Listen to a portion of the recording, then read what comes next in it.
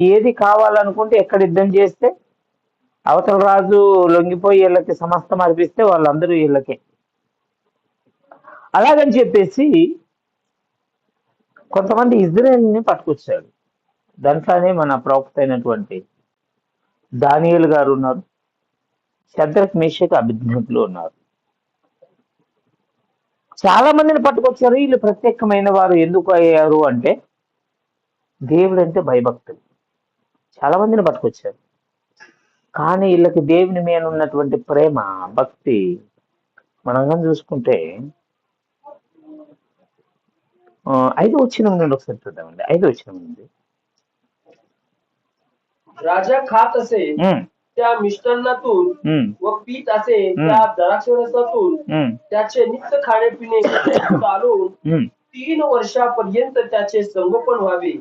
ही मुद्दत संपल्यावर त्याने राजाच्या हुजुरास यावे अशी राजाने आज्ञा केली. రాజ్యం ఆజ్ఞ చేశాడు.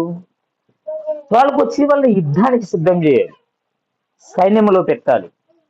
అంటే పిల్లల్ని పట్టుకొచ్చి, యవనస్తుల్ని పట్టుకొచ్చి వాళ్ళు ఏది కావాలంటే అది తినాలి, ఏది కావాలంటే అది పెట్టాలి. ఇదిగో ఏది శరీరానికి మంచిది, ఆహారం మంచి మంచి మంచి మాంసము, ద్రాక్ష రసము పెట్టి బలంగా తయారు చేయాలి వాళ్ళని.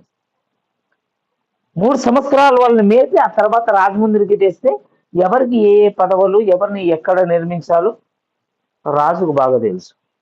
అందుకని 3 సంవత్సరాల వరకు వాళ్ళని ఏం చేయాలి? బలపరచాలి, శక్తివంతులు చేయాలి, జ్ఞానములోను బలములోను తయారు చేసుకోవాలి. ఎందుకంటే రాజుల పని అది. సైన్యాన్ని సిద్ధపరచుకోవాలి రాజులు.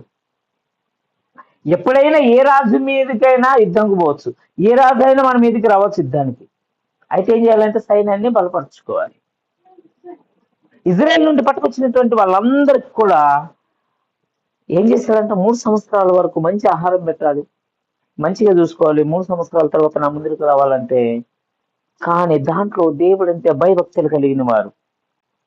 దేవుడు ఆజ్ఞాపించింది ఏది కూడా మీరకూడదు, ఏది తినాలంటే అదే తినాలి. ఇప్పుడు రాజులు ఏం చేస్తారు? మంచి మంచిది అంటే పంది మాంసమాను, ఒంటి మాంసమాను, కుందేలు మాంసమాను, ఏది బాగుందంటే వేరేటి మాంసాలు పెడతారు. కానీ బైబిల్ ప్రకారము కొంతమంది తినకూడదు. అదే మాటని దానియేలు గారు మాట్లాడుతున్నారు చూడండి 6వ వచనంలో. या तरुण मंडळात यहुदा वंशातले दानियल, हनन्या, मिसाएल हे होते. ఎవరున్నట?